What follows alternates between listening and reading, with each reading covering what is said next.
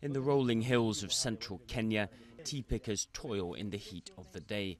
But many people here say they're unable to work, too old, or still in pain from the trauma they suffered here 60 years ago, when thousands were arrested without charge and often detained for years on end.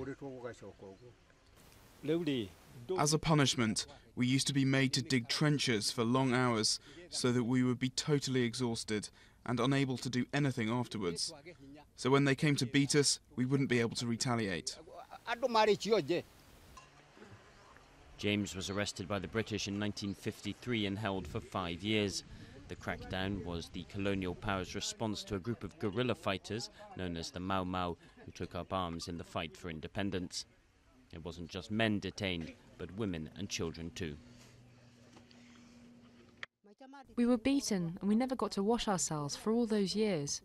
Our friends on the outside tried to bring us some things. They took pity on us. The colonial guys didn't bother with us. They didn't even give us any water. Hundreds, if not thousands, died in the camps, and now the survivors want an apology and compensation.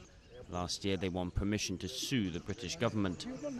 Wambugu Wanyingi, who is in his 80s, will have his case heard this week. He spent 9 years in detention and says he was tortured regularly.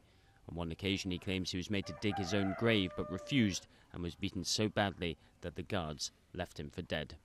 I'd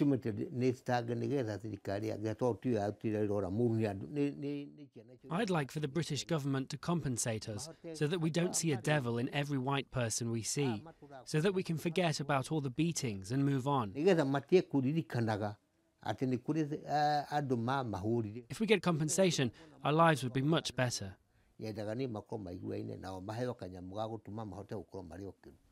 Wambugu has fought his whole life, first for his survival and then for the pursuit of justice. In his 9 years in detention, he never once appeared in court.